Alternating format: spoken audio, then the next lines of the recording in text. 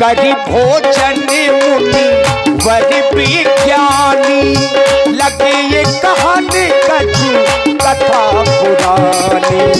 विगत दिवस गुरु आयसु पाई, संध्या करनो चले दो भाई।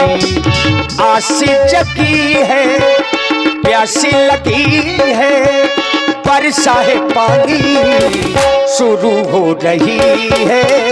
राम कहानी शुरू हो रही है, राम कहानी शुरू हो रही है, राम कहानी।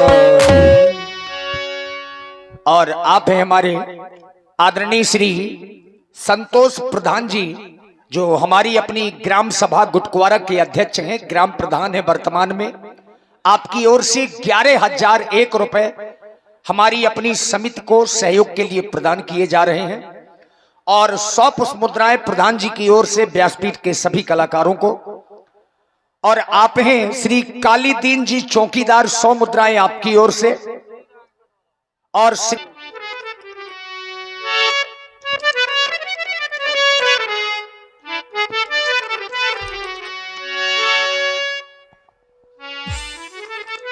पूज्य श्री गुरु जी के द्वारा आदेश प्रदान हुआ संध्या करने का, माँ देवी की वंदना करने का। विचार यह करने लगे, क्या हम इसके पहले कभी संध्या वंदना नहीं किया करते थे? आज आदेश ही क्यों प्राप्त हुआ? तो बताया गया, करी भोजन मुनिवर विज्ञानी, लगे कहन कछु कथा पुरानी। श्री गुरुदेव भगवान के द्वारा हमें हमारे ही पूर्वजों की वह कथा सुनाई गई, जिस कथा को सुन करके हम उस कथा में इतने मग्न हो गए, इतने लीन हो गए कि हमें संध्या करने का ध्यान ही न रहा। तभी तो विगत दिवस गुरु आयस पाई, आदेश मिला गुरुदेव भगवान का संध्या का।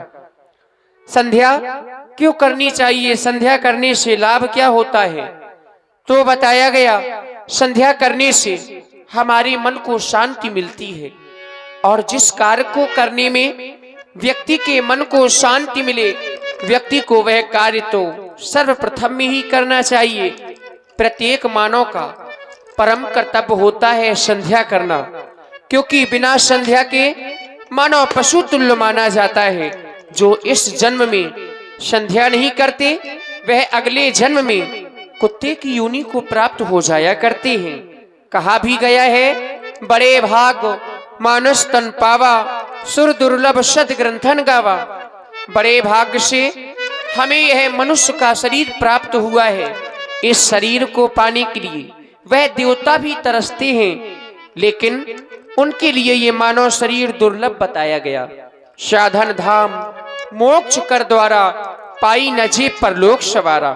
साधनों का धाम, मोक्ष का द्वार, जिसने मनुष्य का शरीर पाकर के अपना लोक परलोक नहीं बना पाया, वह तो जीवन भर पश्चाताप की जलन में जलता रहता है।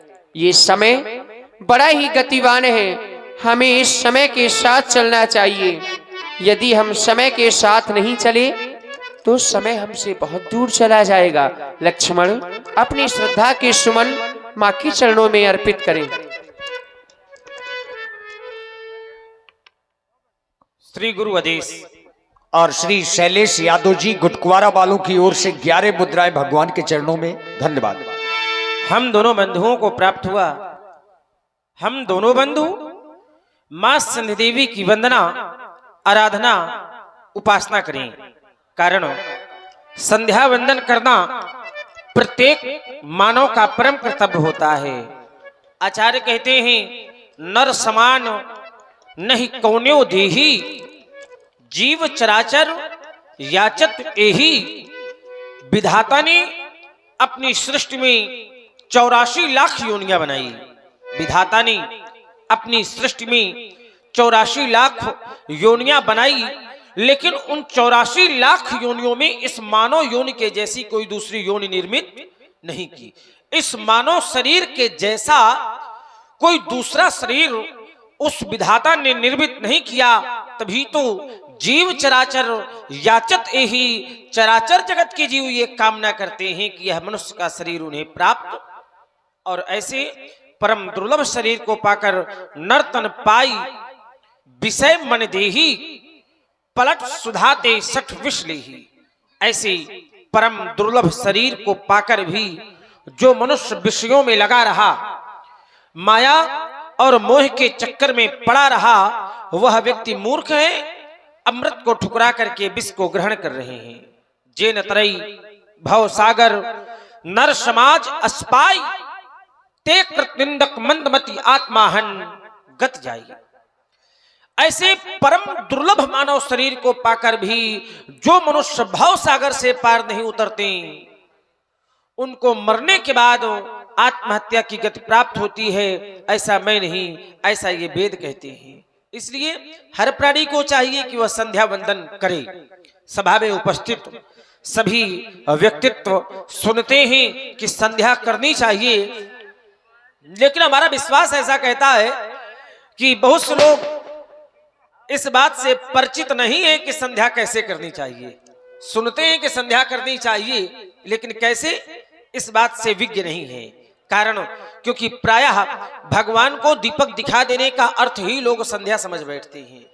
अगर संध्या शब्द का हम अर्थ करें तो यह समझ में आ जाता है कि संध्या कैसे करनी चाहिए। संध्या नाम संधि का, संधि नाम जोड़ का, दो पक्षों की संधि को हम संध्या कहते हैं। संध्या के समय में, यानी जिस समय दिन जाता है रात्रि आती है, उस समय को संधि कहते हैं। ठीक उसी प्रकार जिस समय पर यह आत्मा उस परमात्मा से मिल जाए, यह आत्मा उस परमात्मा से जुड़ जाए, आत्मा और परमात्मा का आध्यात्मिक मिलन हो जाए, आत्मा और परमात्मा में संधि हो जाए, उस संधि के समय को ही संध्या कहते हैं।